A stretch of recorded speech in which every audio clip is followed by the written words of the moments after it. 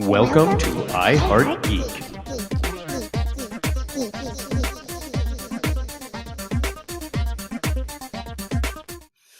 And welcome to another episode of I Heart Geek. I like this view. I'm Dub. This is Mr. Winchester, and I really like this. What do you think of this view? This is kind of weird. Do you like coffee? only if it's Duncan Hills. Do you like coffee? So today we are talking. Hello. Today we're talking about metalocalypse. Oh, Do I say that right? metalocalypse. Metalocalypse. I always say it wrong. San Diegans. But it is one of my favorite animated shows. Absolutely. That show has just done wonders for, I think, Metal, the public perception, per se, on some of the metal, because a lot of people just got into it because they watched Cartoon Network. Yeah.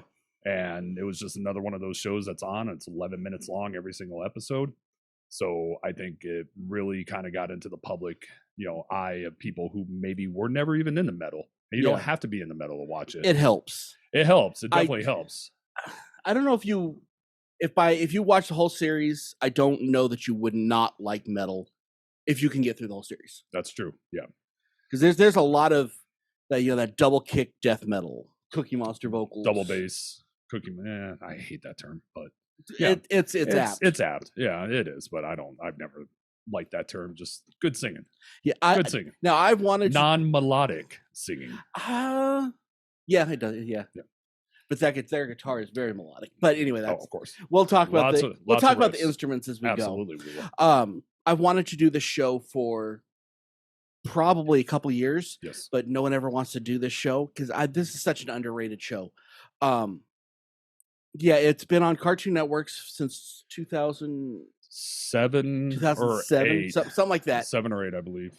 And then because it was down for several years before the musical, and then now the movie, the subsequent movie. Now, we decided to do this because the movie came out. Yes. So the movie is Army of the Dark Star. Yes. Now, I didn't hate the movie. I didn't love the movie. I don't think the movie is up to par with the series. With that being said, I want to talk about everything with Metalocalypse because I want you guys to go and check out Metalocalypse. Yes. Please check it out because it's a lot of fun. It's good animation. It's different animation. It's different animation, but there's a lot of gore, fun kills, and then just fun things having to do with a band and guest stars. Yeah, and guest stars too. But all that you want to be mindful of with this is what the creator, Brendan Small, wanted to do is create a show that what if the biggest band in the entire world, not just the US, the entire world, is an extreme death metal band. Mm-hmm. And he nailed it. Well, it's absolutely nails it because they're rich. They can do whatever they want. They have all these followers. They have the church thing coming into the movie. Everybody, all these army. These devoted followers. I mean, it's everything just trumped up because they are the biggest band in the world. Mm-hmm. It's not, it's like if all the Swifties right now were in the Metalocalypse. So they would have they would have to watch football then. Yes. Okay. Yes. Pretend to like it, I guess. That's so bad. It is all tongue in cheek. Yes. If you can't take it seriously, otherwise you're going to get offended. They literally try to offend everybody. Yes. They South Park in that reason. Definitely South Park in that reason. Somewhat. Yeah. But at the same time, it's not so in your face. I mean, they'll do jabs at everything, but they don't harp on things. Yes. If that makes sense. Yeah, that makes sense. They make jabs at Christianity. They make jabs at all religions, including Satanism, making fun of it. Yes, they just jab without it being the focus. Well, I mean, there's songs, and then there's a song that they wanted to make. The one that I sang at the beginning, "Do You Like Coffee?" That's it's a coffee that wanted to sponsor them. So make a song for it. And then this is a huge song, and the way that this happens is they drop the stage out in the desert.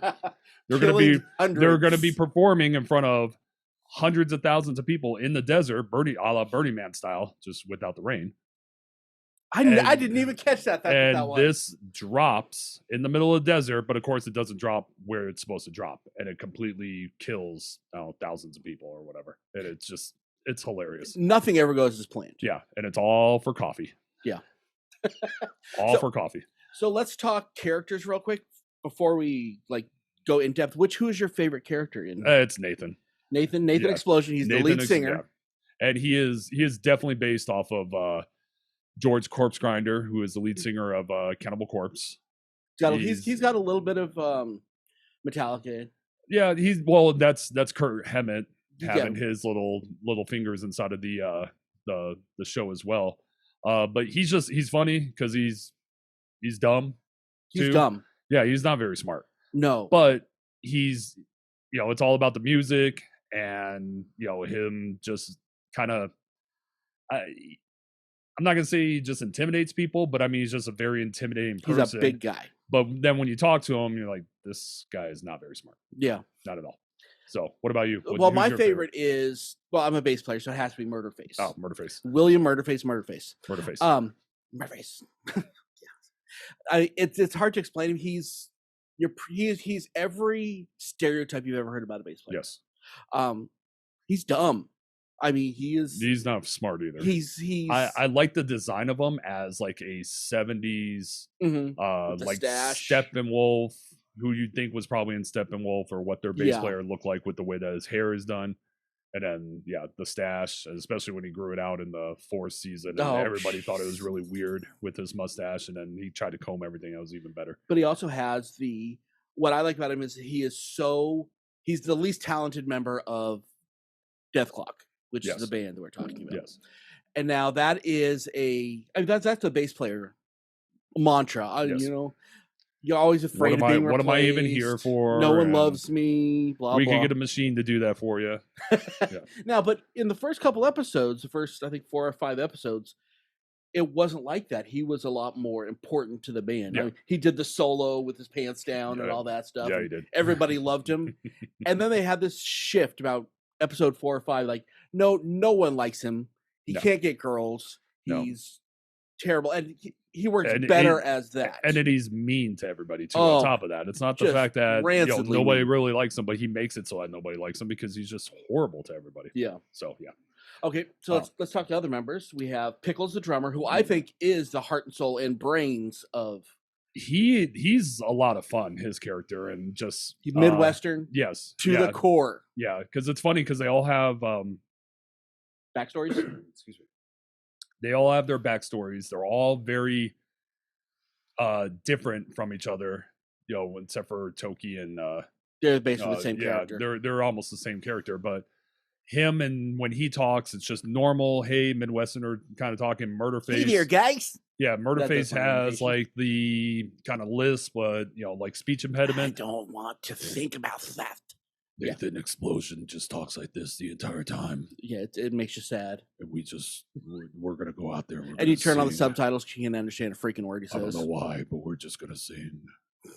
So did my knees come? Yeah, and that's all that he talks like. But then you have Toki and Toki and Swissguard.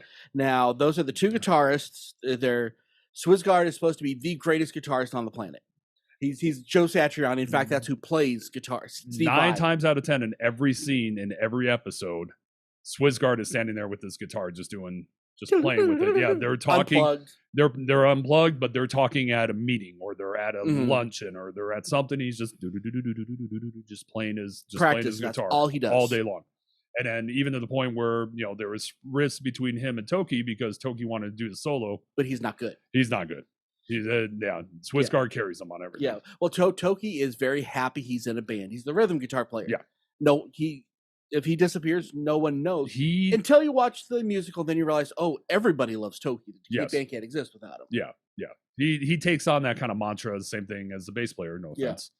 But he takes on the same kind of mantra as that about, you can be replaced. But he doesn't care. I don't think he cares. He's just happy to be He's happy to be. He has a teddy bear. He doesn't care. Oh, and he's the one all the kids love because he's nice and everybody loves Toki. Yeah. So especially for an extreme death metal band where everybody gets that misconception that everybody in there is evil and dark and mean, and then you have Toki who smiles and just he's Mr. Make-A-Wish. He's disarming when you're talking to him because everything ends with an S.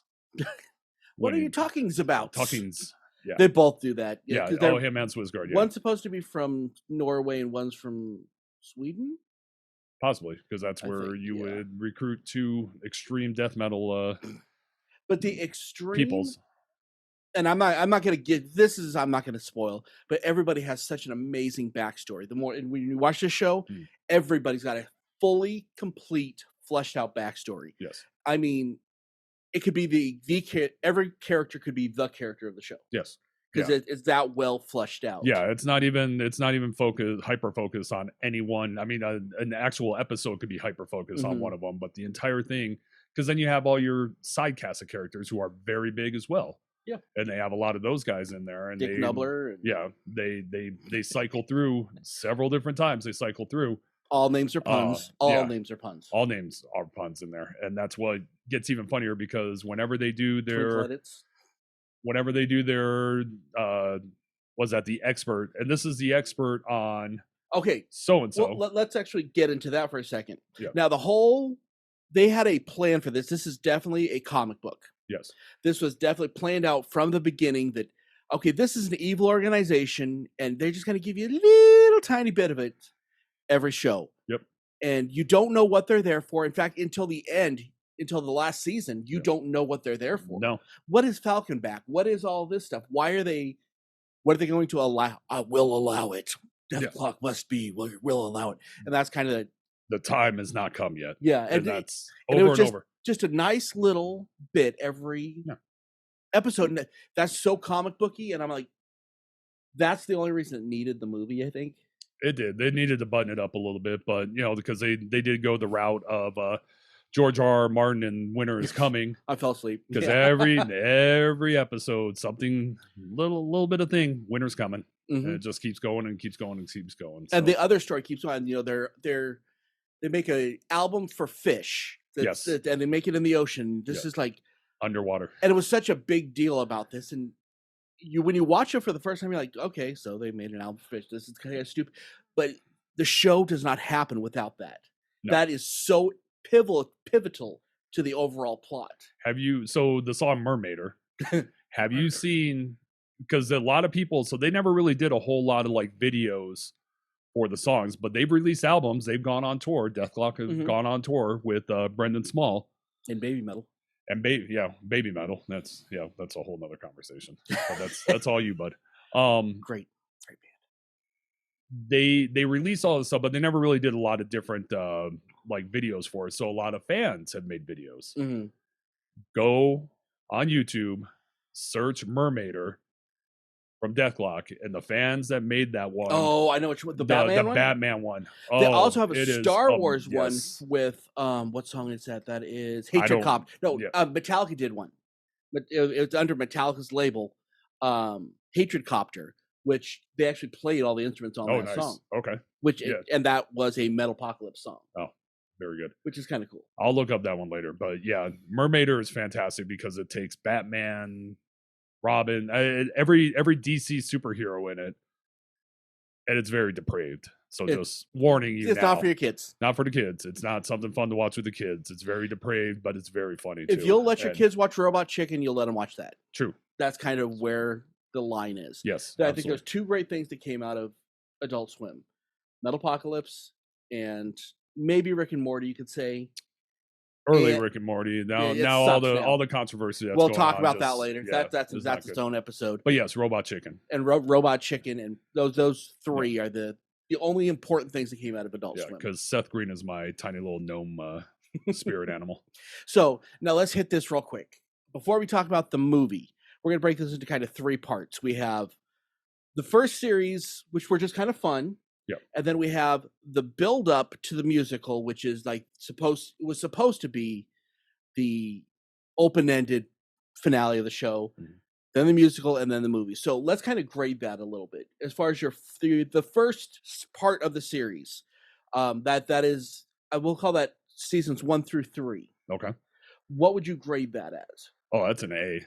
all day long. Are we doing letter, or do you want number out of something? I like letters. A it's fantastic. But I mean, I must say I'll be a little biased. I mean, anybody that's ever heard me on this show before, and as Dub knows very well, metal is my life. Mm-hmm.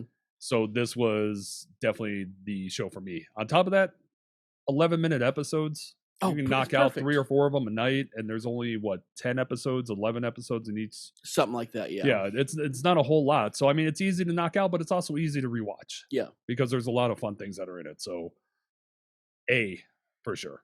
Okay. What about you? That it's easily and now this is a caveat: if the first 4 episodes were definitely not made for any money. No, that had to be Brandon Small playing in his on his computer. It didn't have the joy. It didn't look right. So if I take those out, it's an A+. Mm-hmm. Without, it's an A-. With them, it's an A-. Okay. And it's not that they're bad. It's just they're not up to the par. It's how all we go back through all the animation. It's how South Park started. It's how Simpsons started. It's especially Simpsons, because I recently went back and started watching some, and it's like, wow, that is horrible animation. However, look what it's become, and then look what it started, and everybody that came after it. So I can't fault that. That's very, very true. So now let's talk season 4. Yeah, and this was the most comic book. This was the build-up. Yeah, this is the one season you have to watch. Mm-hmm.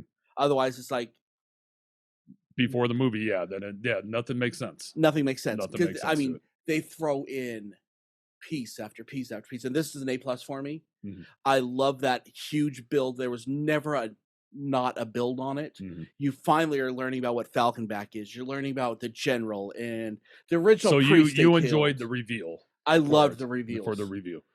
I'm going to grade it a little bit lower, and I'm only going to do it just because of this. I think the music was really good too. The music was good. There was not enough of it. I don't agree. There wasn't, to me, there was always something, one of them starting with the song, or there was always going to be a song in there. That one, for many episodes, there wasn't any songs. There was music played, but it was more them going and, hey, when are you going to get your this ready? Or when there was the snippets of the songs. Yeah, snippets of the songs or whatever. Because the people that were trapped underground, and they were going to play them the little thing. But I mean, still, even then, it was just a quick little song. But why I think why I look at that differently is because on Spotify I have every season of and I listen to them all. It's got those little snippets are full songs. They're all amazing songs. Yes. So that might be why I'm grading it a little bit differently. Yeah, but I would give it a B+. Okay, that's fair. But I wanted more music with it, especially I did like the reveal. However, I'm there for the music and everything else. This one was definitely story driven, which I did enjoy, and I'm glad that, because it could show that it wasn't just a mindless thing that you could probably ascertain from the first 1 through 3. Yeah, that's just kind of mindless, fun because it was on late at night. You need to know it, but you don't have to. Yeah. Those mindless things you used to put on at night, to lay down and go to sleep, whatever. But I did like that it was story driven a little bit more in that season. But again, I wanted a little bit more music, and that's just on me. Okay, I'll get back to my question I have on this, because I want to jump up to the musical. I know you didn't. You kind of. Yeah. I didn't get through all of it. Yeah, unfortunately. It's a acquired taste. I love rock operas. Yes. Repo is one of my favorite movies ever. I think it's amazing. This is Repo in an animated form. Yes. No, I totally agree with that. Yeah. And honestly, until the very last scene of that movie, it could have ended there. Because the only reason it's spoilers. Okay. Spoilers. If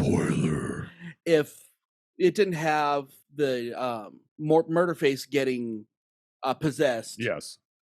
Honestly, it could have ended there. Yeah.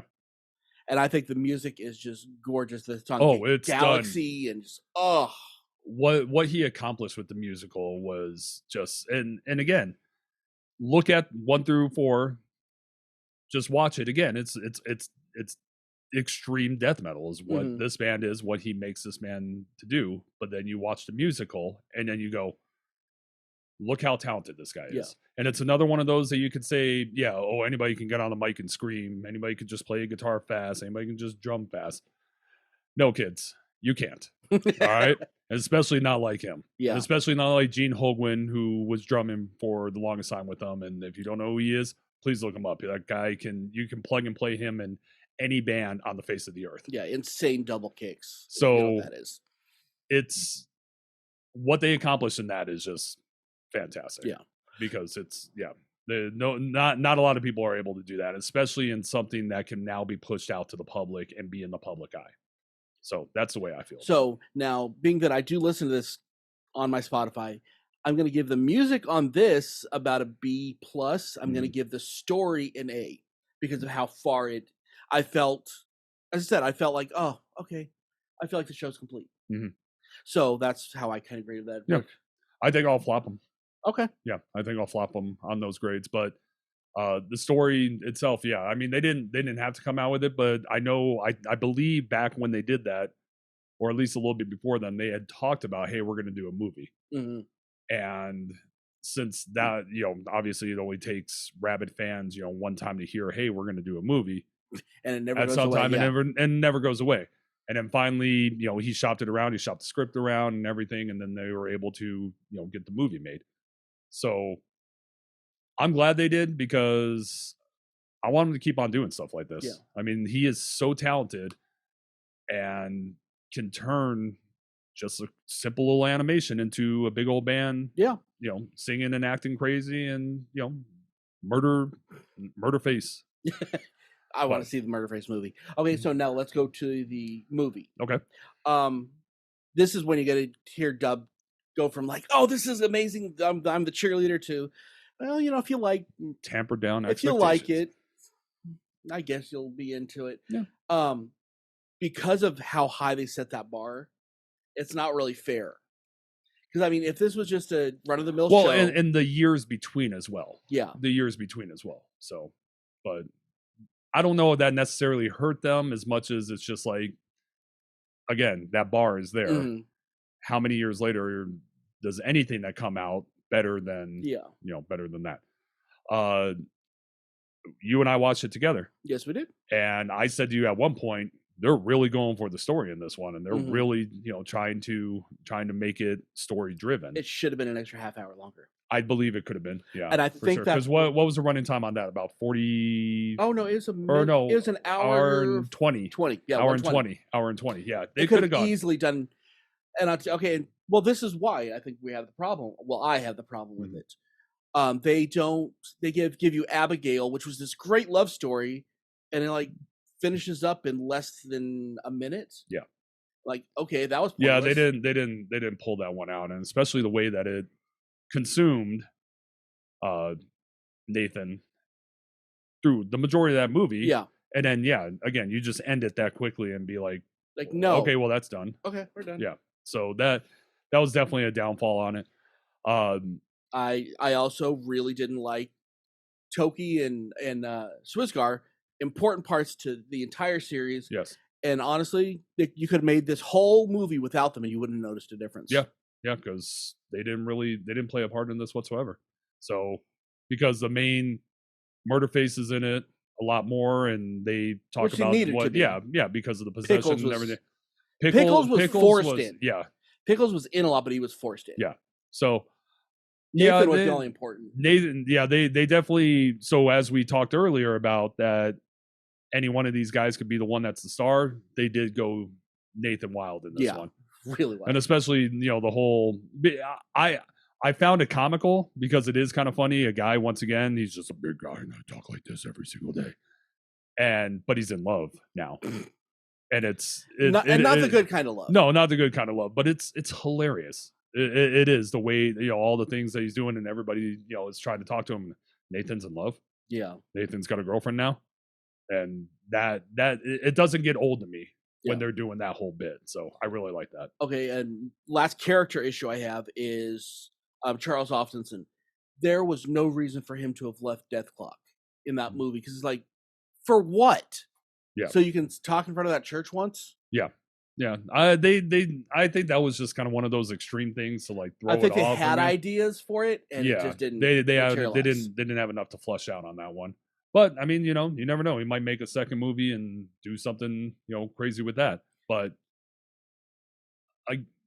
the movie was an accomplishment. Yeah, I believe the story was fantastic. It was really good. With my griping aside, the music was fantastic. Everything that they did in it, the music, the entire thing from start to finish, the orchestration was on point. Yes, but I think their normal high level of 5 songs, 6 songs, you get 3 on this one. I believe that's about. And they're not that. There's one song that's semi-memorable. Yeah, but none of them are really like. No, not as much. But like you said, the orchestration, because from start to finish, there's something in the background and there's something playing, and whether it's kind of metal or not or whatever, they're still going and it stays with the entire story. So that's what I really liked about that, with the music in that sense and how it was laid out. Okay, so let's hear your grade for the movie itself. I will give the grade for the movie B+. Okay. B+. Didn't get to the A level just because I believe when you do a series like this, that when you make a movie, the movie should be able to stand alone on what do you want, on whatever they're going to make it about. But it should have all the elements of the TV show. Yeah. This movie cannot stand alone. No. Because you can't watch this after not watching the show. You got to watch the show, or like you said, you got to watch the 4th season for sure. Yeah. Or else you're going to be lost. Everybody that's done movies after TV shows or whatever else, or at least the ones that have been done good, they can be a standalone movie, but have all the good little characteristics of what happened in the TV show. Like Firefly and Serenity. Exactly. You can watch Serenity without ever seeing Firefly and still like it. Exactly. And why you got to keep on opening up old wounds, man? It's painful. I know. Firefly. Oh. Okay, so this is kind of how I want to close this out. We both agree this is just a fantastic show. I want to hear rant. Why do you think people should watch beginning to end? Why should people watch it? First and foremost, if you like animation, anything, and we are so inundated with animation shows now. Mm-hmm. Just every streaming network has them. New ones are popping up here and there, and it always seems like one's going to try to outdo the other. You got to outdo South Park. You got to outdo Family Guy, Rick and Morty, and all that. Archer, who we're very big fans of. Almost ending. Yeah, we'll talk about that. We're going to do one more Archer episode. But if you enjoy animation, and I'm not speaking to the anime crowd, nerds. Stop it. Stop it. Sorry. I didn't mean that. Yes, you did. But the show it's a lot of fun. It really is, because it's fun when you take music like this and then you actually put a story to it. Yeah. And then where the lyrics to everything that they're making, all the songs, are going to go with the story. And then you know why they're singing like that. Because again, it's not just about, murder, evil, whatever, what have you. It actually goes with like the storyline. Because again, they're also the biggest band in the world. So they're going to be what? They're going to be getting all these sponsors. And hey, you got to do this for a sponsor. They're the 5th largest money producing thing on the planet. Yes. Yeah. So you're going to sell out and you're going to do all these things. Once again, Duncan Hines coffee. So it's witty in that sense to me, because you got to come up with this kind of music that goes with it, but yet keep it to the extreme death metal, what have you. And that's the other point. If you're a fan of metal, this is your show. If you're a fan of, even that outskirt kind of metal, rock and roll, what have you, you could still be a fan of this, because it's all for us. Yeah. It really is. And with them telling a story, with them having funny characters, with them having awesome music, and it's all from the brain of just this one guy and then a couple of his friends, you cannot go wrong with this show. Yeah. You can't. Again, 11 minutes. It's 11 minutes out of your life. Watch one episode. If you don't like that, well, if you're gonna start, really sure. if you're gonna say I'm gonna base everything, watch the Death Troll. That's episode 4. That's Death Troll is really Death good. Troll is you know who the characters are at that point. Yes, absolutely, you do. But yeah, it's I can't say enough about it. I love it. And I can even talk to my older brother, who him and I, the one who got me into metal in the first place. And he hasn't seen the movie yet. And I tell him, and he gets all excited because, like, I got to see the movie. I love the show. Same thing, because it's metal. It's for us. But at the same time, anybody can just watch it. Yeah. Any of you Swifties out there can sit down and watch it as well. Well, it's for us without being exclusive. Exactly. Which I think there's too many gatekeeper things in the world. Yeah. This is not one of them. This is, you like what we do, cool, come on in. Oh, you don't like what we have other stuff for you, come on in. Yeah. And that's well, and it doesn't go down the extreme, and all metalheads will know this one, the extreme rabbit hole of genre placing. You don't have to, actually, they make fun of some of that stuff. Oh, they do? Yeah, they make fun of some of that stuff, and it's fantastic the way that they do it. Yeah. But it doesn't go down that rabbit hole because it's metal, man, is what it is, because it's metalocalypse. So we have a couple minutes. I want to just ask one more question. You didn't know this was coming. What is your favorite episode?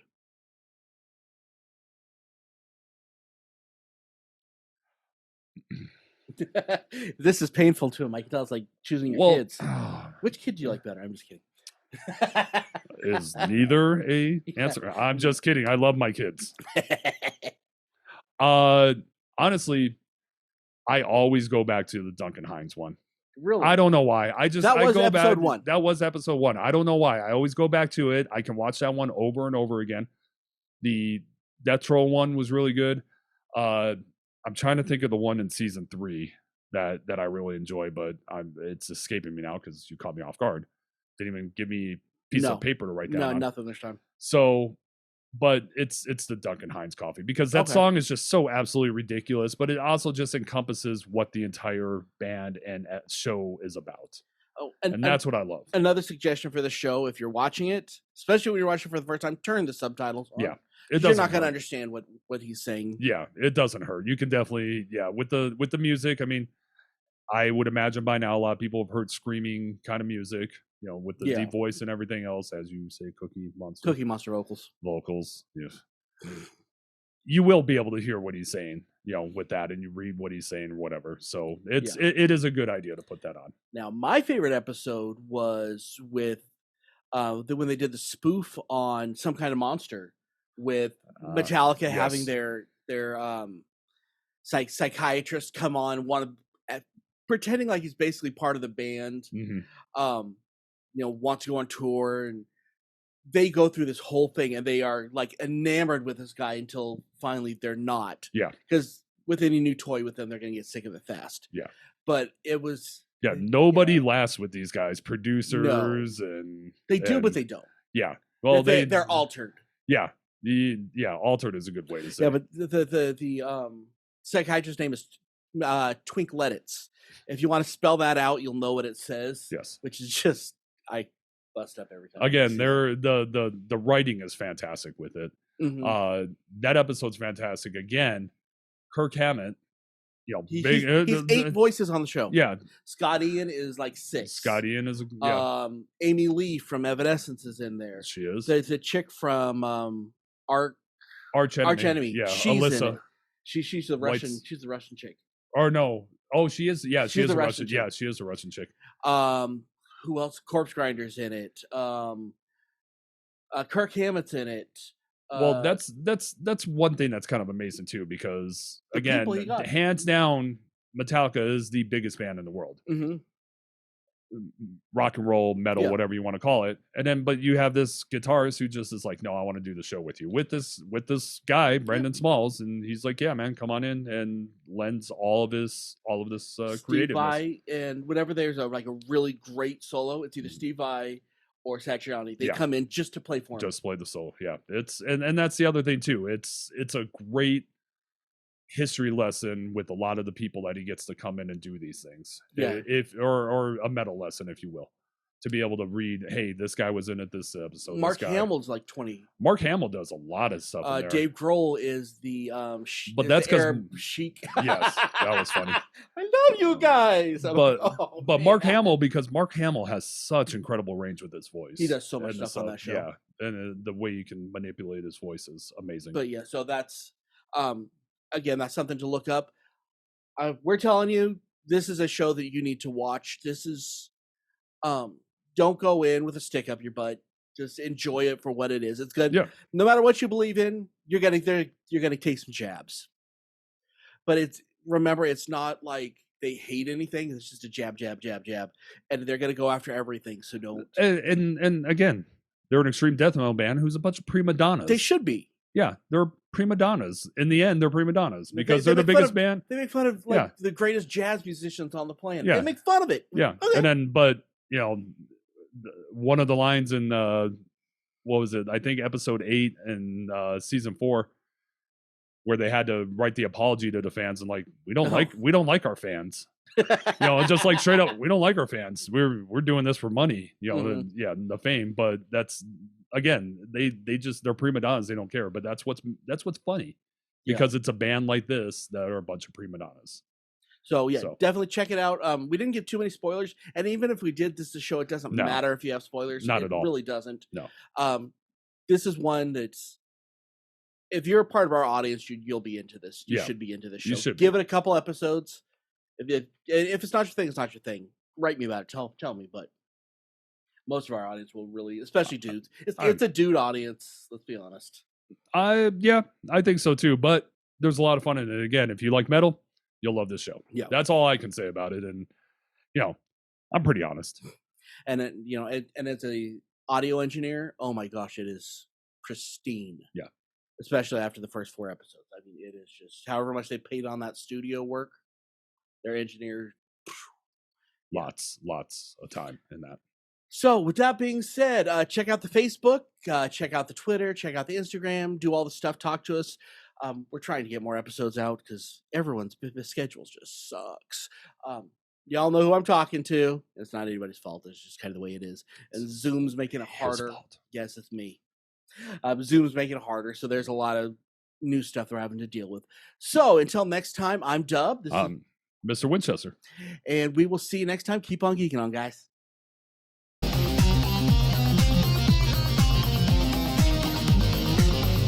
You have been listening to the latest episode of the iHeart Geek Show. Make sure you visit our website at www.iheartgeekshow.com. Make sure to follow us on Instagram, Twitter, and Facebook.